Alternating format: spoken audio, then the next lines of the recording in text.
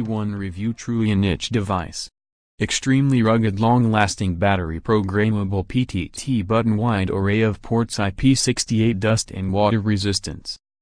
Subpar performance. So-so screen. Terrible cameras. The Cat S41 is a good option for those who value ruggedness over all else, though it might fall short in too many areas for the average user. As our mobile devices move towards thinner and more elegant form factors, we lose track of a lot of the aspects that really matter in a phone. Battery life. Durability. These have been falling by the wayside since the days of the flip phone.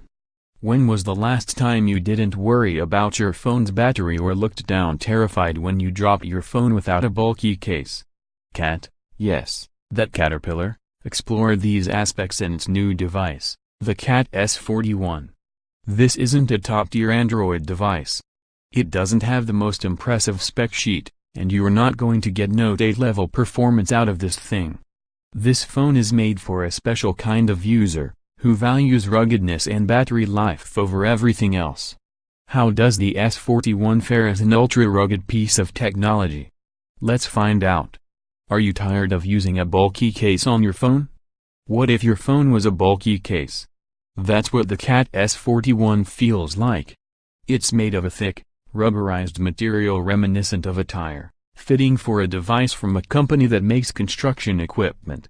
The shell raises from the screen a bit, which will keep it from taking too much damage from unexpected drops. Think about the design like an OtterBox Defender case built into the device. This might be a great option for those who value durability above all else. This rugged design continues throughout other aspects of the phone, such as the physical navigation keys. This was pretty nostalgic for me, since I haven't had physical keys on a device since the Droid Charge Shutter. They are very tactile and responsive, which is important to me as a keyboard critic and enthusiast, don't hate. Double tapping the home key turns the screen on, which is nice for those who don't want to shift their hand position. The phone's got a microSD SIM card tray, power and volume keys, a headphone jack, a microSD charging port, and a bright orange push-to-talk key. Each port is covered by a flap made of the same material as the shell, and shields the ports from water, dust, and more. It's IP68 rated, so you could theoretically drop it from 1.8 meters or submerge it in 2 meters of water for up to 60 minutes. The push-to-talk key is the real indicator of who this device is for. A group of Cat S41 users would be able to rapidly exchange information when close together. This will be most useful on construction sites for coordinating workers doing separate tasks. If you're not a construction worker, you can also remap the button to execute different actions via short or long presses. This isn't the Bixby button, you can use the key for pretty much anything. The button also has an underwater mode, which locks the screen and allows you to take photos underwater. I'm not sure why you would want to submerge this thing on purpose, but it's nice to have. The Cat S41 sports a 5.0-inch Full HD IPS LCD display with Gorilla Glass 5. Overall, I feel very mixed about it. The color is fine. It has a respectable pixel density, at 441 ppi. But the bezels make the display feel more encased in the device than other options. Compared to something like the Razer phone, which has large bezels that house front-facing speakers, the Cat phone's display feels outdated. It has more bezels within the screen portion itself too. For general use and web browsing, the screen performs quite well. Colors are quite saturated, though not as technically accurate as something like the Pixel 2, which makes for a pretty satisfying experience overall. The Cat S41 can be used with gloves on, which is pretty rare. This adds to the construction-friendly nature of this device, since many hard labor workers will be wearing gloves while working. Performance might be one of the Cat S41's weakest spots. I noticed plenty of lag and stuttering around all areas of the OS, even when moving around the home screens. It's not huge, but the stuttering can be annoying, and it detracts from the experience of the device quite a bit. These caveats probably won't be all that noticeable on the job, though. It might be slower than their primary device, but as a work phone this should work just fine. This lag is likely due to the device's subpar MediaTek Helio P20 processor. This mid-range chip was released over a year ago, so obviously you're going to see some substantial performance differences between it and new chips in 2017. The SoC features a Mali T880 GPU, which is also decidedly mid-range, as is apparent during heavy gaming sessions. Where the processing of this phone dropped the ball, other features lifted back up. The S41 comes with an absolutely enormous 5000 mAh battery which makes it last an incredibly long time. I was able to go a full 2 days of consistent use.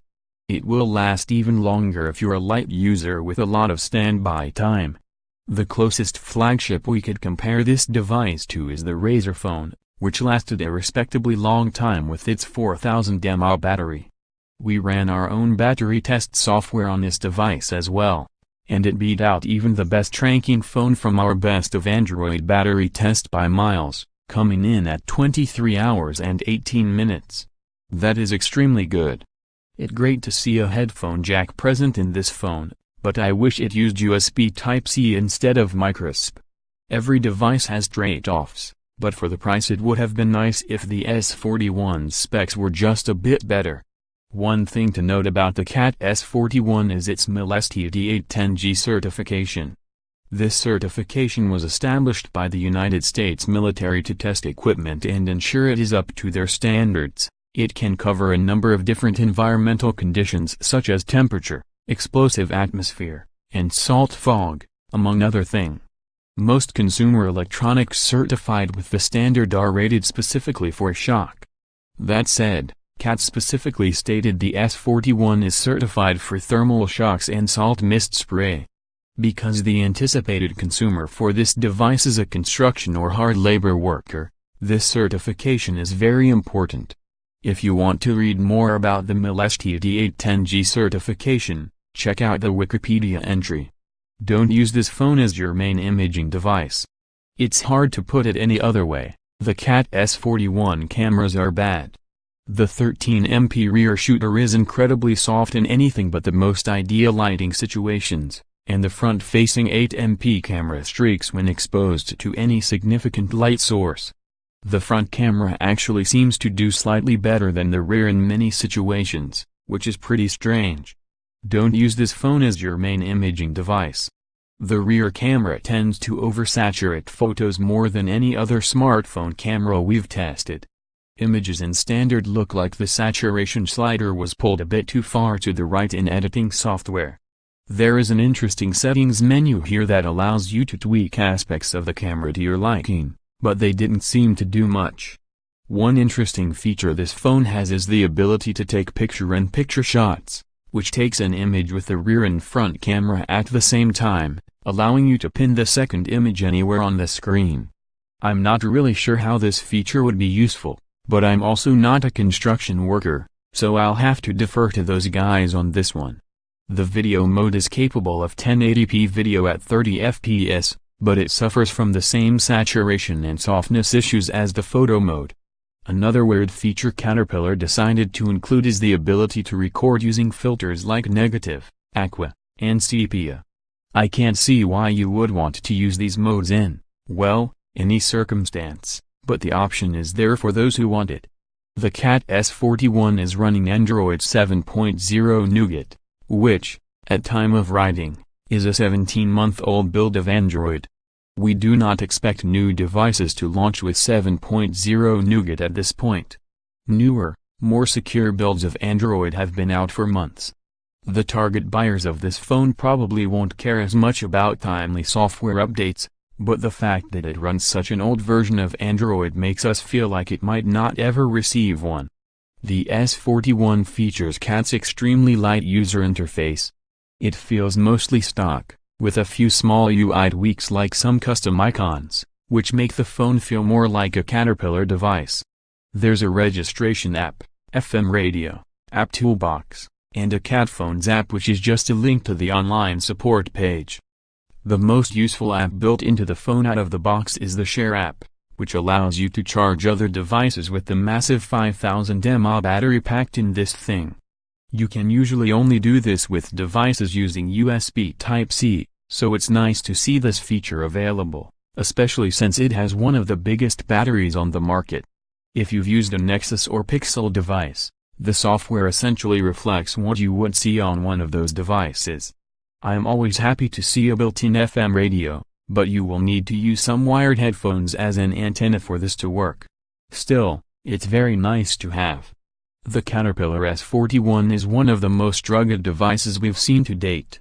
The physical keys, IP68 weather resistance, and Gorilla Glass 5 make it a respectable choice for those working in dangerous environments. However, this is not a consumer device. The sluggish processor and less than ideal camera will keep away anyone wanting to use their device for more than the simplest tasks. At $449, this is truly a niche device.